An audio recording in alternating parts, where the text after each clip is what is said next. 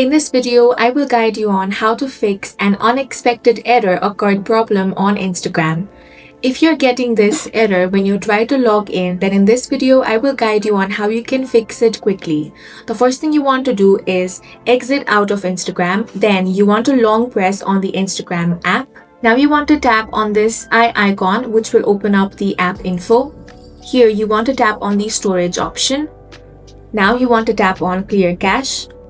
This will refresh the app and remove any corrupted data. Now go ahead and launch open Instagram. Enter your username, email address or mobile number, then enter your password and tap on the login option. If you're still facing this error, then the next thing you want to do is head over to Play Store or App Store. Here you want to search for Instagram. If you find the update option here, tap on that and update the app to the latest version. After updating, open Instagram app and check if your problem is fixed.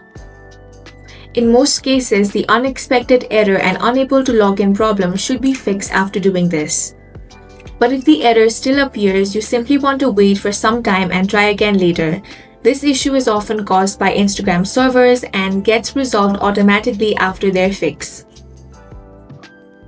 That's all for this video. If this video helped you, make sure to hit like, subscribe, and comment which step worked for you.